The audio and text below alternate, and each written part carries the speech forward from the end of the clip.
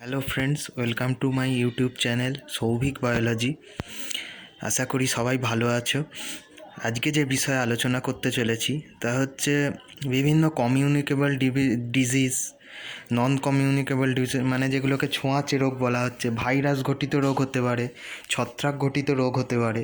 তারপর স্বাস্থ্য ব্যবস্থা, রোগ সম্পর্কে কি, তাদের উপসর্গ, এই সমস্ত বিষয়গুলো সম্পর্কে আজকে ভিডিওতে আলোচনা করতে চলেছি। তো ভিডিও শুরু করার আগে যদি ভিডিওটি ভালো লেগে থাকে অবশ্যই লাইক করতে ভুলবে না, আর চ্যানেলটি অবশ্যই সাবস্ক্রাইব করে রাখবে রেগুলার আপডেট পাওয়ার জন্য। তা শুরু করা যাক আজকের ভিডিও। কি ফার্স্টে বলছে health, disease and symptoms. Health কি, স্বাস্থ্য ব্যবস্থা কি, complete physical, mental as well as social wellbeing, মানে একজন ব্যক্তি যে শারীরিকভাবে, মানসিকভাবে এবং সামাজিকভাবে সুস্থ তাকেই কিন্তু আমরা কি বলবো, স্বাস্থ্যবান বা সুস্থ ব্যক্তি বলা যেতে পারে। হুয়ের ডেফিনেশানে সেইটাই বলছে। The disease refers to the condition when the proper function of any plant, animal or human are disturbed and weakened, মানে কোনো ব্যক্তি বা কোনো উদ্ভিদ বা কোনো প্রাণী যদি দুর্বল হয় বা কোনোভাবে আক্রান্ত হয় তাকে কিন্তু আমরা সুস্থ বলবো না। It is not simply because of the physical injuries and is generally expressed in the form of symptoms. বোঝা গেল? তাহলে পরের পয়েন্টে বলছে different types of terminology use of the basis of nature of disease. বিভিন্ন প্রকৃতি, একটা এন্ডেমিক, এপিডেমিক, একটা ক্রনিক আর অ্যাকিউট ডিজিজ বলে। তাহলে এক এক করে দেখে নেওয়া যাক। এপিডেমিক কি বলছে? এপিডেমিক হচ্ছে একটা পিরিয়ড অফ টাইম বা একটা দীর্ঘ সময়ব্যাপী একটা রোগ যদি রোগের প্রাদুর্ভাব মানুষ বা কোনো জন্তুদের মধ্যে দেখা যায়, দীর্ঘ সময়ব্যাপী থাকতে পারে। কি বলছে ওই জন্য epidemic disease is the disease that affects a community with a large number of people in it for a given period of time. এটা 5 বছর হতে পারে, 10 বছর ধরেও চলতে পারে। এটা হচ্ছে এপিডেমিক। আর এন্ডেমিক কি বলছে? It is the endemic is the disease that affects the same area or region regularly. It is fixed to particular area, মানে একটা নির্দিষ্ট এরিয়ার মধ্যেই রোগটার প্রাদুর্ভাব দেখা যায়। যেমন ইবোলা বলা যায়। ইবোলার প্রাদুর্ভাব সাধারণত আফ্রিকার কিছু দেশেই, পশ্চিম আফ্রিকা বা মধ্য আফ্রিকার এই দেশগুলোতেই দেখা যায়। সেই রকমই বা Middle East respiratory syndrome, MERS যেটাকে বলে, এখনও সেভাবে প্রাদুর্ভাব দেখা যায় না, একটি নির্দিষ্ট এরিয়ার মধ্যেই সীমাবদ্ধ। অ্যাকিউট ডিজিজ কি বলছে? Acute disease is a quick and short time course of disease. দ্রুত ছড়া এবং শর্ট টাইমের জন্য, মানে কি, মানে বিধ্বংসীও আকার নিতে পারে, মানে প্রচণ্ড রোগের ছড়ানোর প্রাদুর্ভাব দেখা দিতে পারে। ক্রনিক ডিজিজ কি বলছে?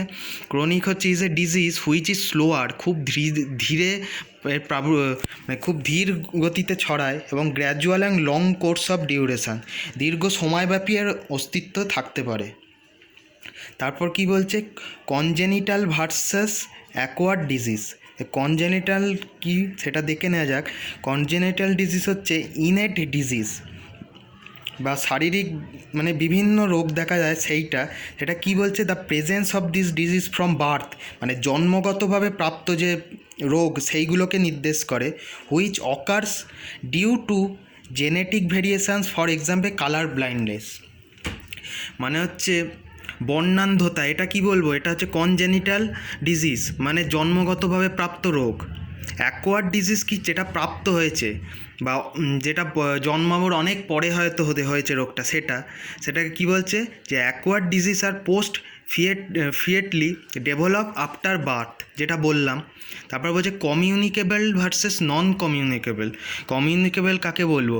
যেগুলো ছোঁয়াচে রোগ, যেমন এই করোনা ভাইরাস, SARS-CoV-2, এটা হচ্ছে কমিউনিকেবল ডিজিজ। আর নন কমিউনিকেবল ডিজিজ বলতে কাকে বলবো?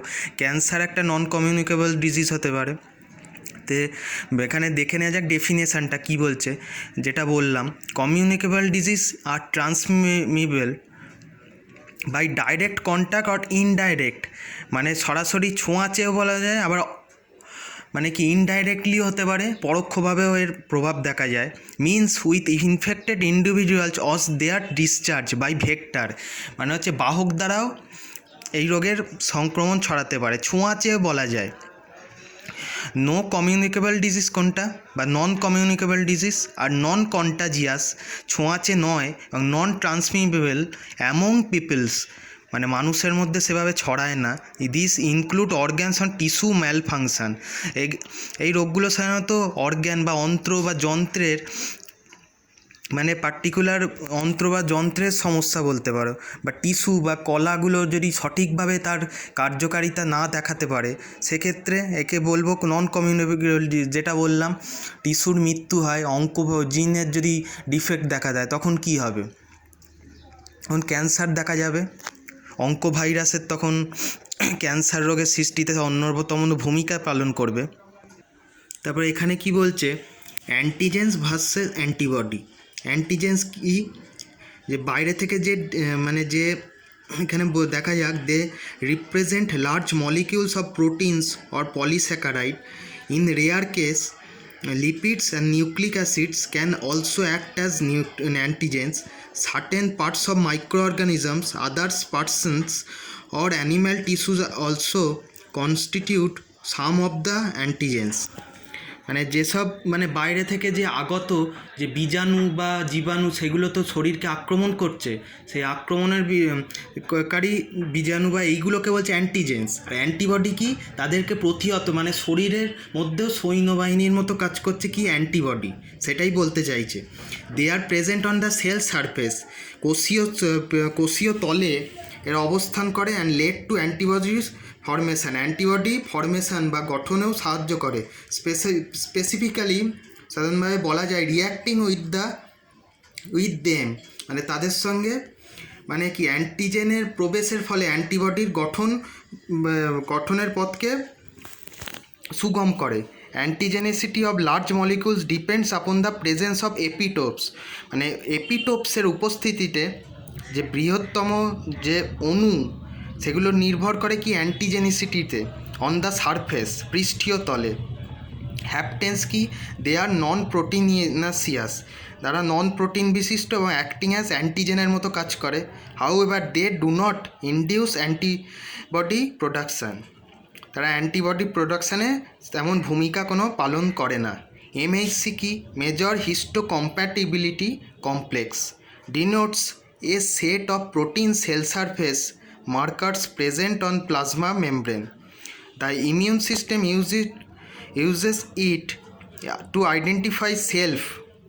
The antigen represents any substance that stimulates the immune system of the body.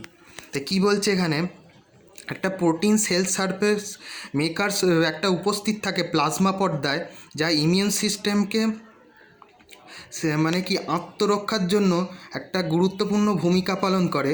এটা কি অ্যান্টিজেনের বিরুদ্ধে একটা প্রতিরোধক ক্ষমতা বা ইমিউন সিস্টেম গড়ে তোলে শরীরে।